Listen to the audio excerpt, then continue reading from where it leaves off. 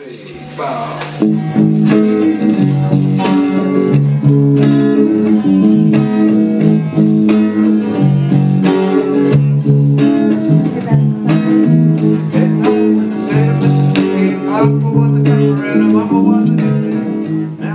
remember walking down this seemingly eternal hallway in Newark Airport, leaving everything I knew behind, and that was just a horrible experience, to be frank. And then the long plane ride over, of course, the mind was just turning and turning. What will this be like? In terms of just the conditions of Kathmandu, yeah, overwhelming. Just the incredible amount of pollution, first of all. You walk down the street one day and that night you will have a cough because of the air pollution. I called it the Kathmandu cough. I've become inured to it now. It doesn't affect me, but whenever I would go into the city, I would be coughing that night. And of course the face would be black if you washed your face. And the streets are just strewn with trash everywhere. And there's just dogs lying dead, packs of hounds roaming around, cows.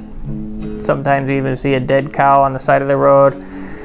Just total chaos, really. The traffic is unbelievable. The river's flowing black with sewage. On some days you can smell the sewage in the river from a mile away, depending on the wind. And then on top of all of that, there is of course the desperate poverty.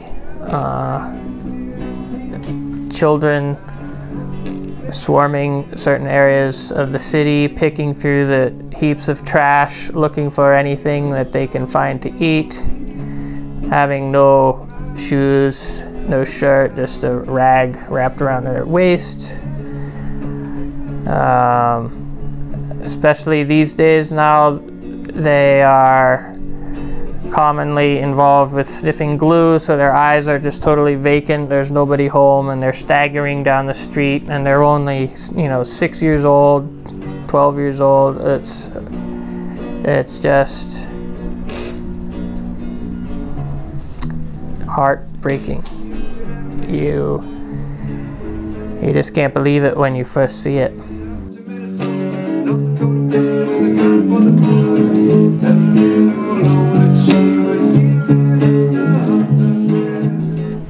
But the most difficult and challenging part of the whole experience was the changes that were occurring inside of myself. I came to see from this experience that largely who I was and wanted to be and enjoyed being was a product of the surrounding community, and that the surrounding supportive community of Bryn Athyn was holding me into a certain shape, a certain person that I enjoyed being and I thought I was. But when I was removed to a foreign culture and I was a stranger in a strange land, I found it increasingly difficult to be that same person. And so on top of all the external challenges, I was faced with a lot of internal challenges. And the best way I can describe it is, it felt as if my spirit was being disintegrated in acid. And I see now that this is valuable because then I could be reintegrated in a more solid, strong form. But at the time, I have to say it was extremely difficult.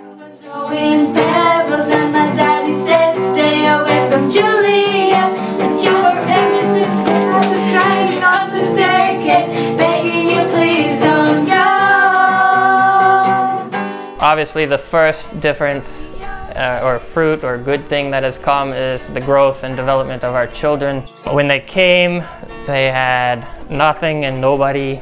They were on the streets, a lot of them. This is the place where I slept with my mom and sister when we did not have home. And they had no clothes, they were dirty, they had all kinds of various problems health-wise. One day I used to ran from here because I stole food, and the police was chasing me. Yeah. And one day he caught me, I give me a one kick. Now it's hurt me a lot. I flew away, yeah. But slowly and surely they have developed into just wonderful young people. Not without problems, of course, but we are so proud of them, and they're just beautiful individual human beings.